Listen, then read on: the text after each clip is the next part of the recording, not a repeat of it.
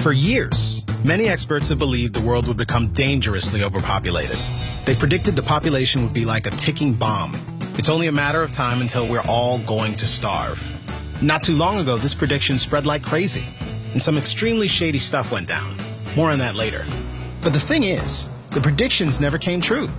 We're still here. We didn't all starve. Instead of this... Please, sir, I want some more. We got this. So how did some of the brightest minds manage to get things so wrong? Our story starts in the 1960s. The population just hit 3 billion people, and that made some people very nervous. How could a world of 4, 5, or even 6 billion people feed itself? Many experts were convinced it couldn't. A slew of books from leading scientists and researchers warned against the dangers of rapid population growth. The most famous of these books was The Population Bomb, a book by Stanford biologist Paul Ehrlich. Ehrlich's predictions seemed reasonable enough. The population was growing really fast, and it didn't seem like food supplies could keep up. In effect, we were all screwed. Ehrlich took aim at India, which he was confident would never be able to feed itself. He thought they were so far gone, we should probably just let them starve. Ehrlich's book sold millions of copies, and overpopulation fears became mainstream. The media ran with it. Politicians believed it. It launched a new wave of activism, and even filtered into popular culture.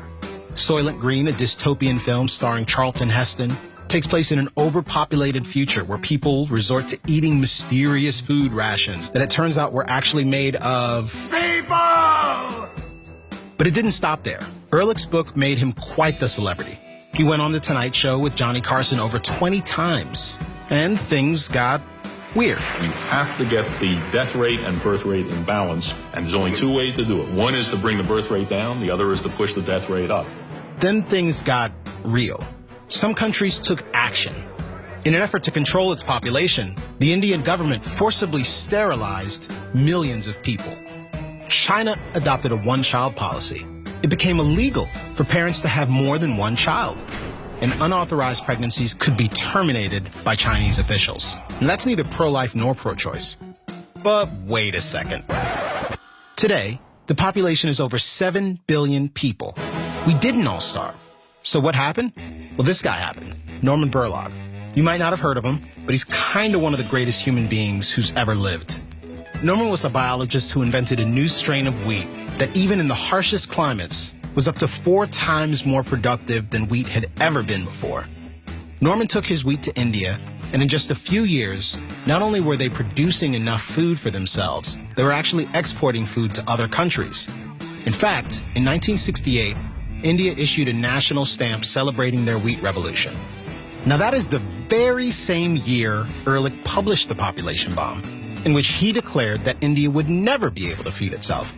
Norman's innovation had spread so fast that it had solved the problem Ehrlich was writing about before the ink had even dried. Defying the predictions, Norman's wheat gave the world food supply a tremendous boost, propelling it past the growth of the world's population.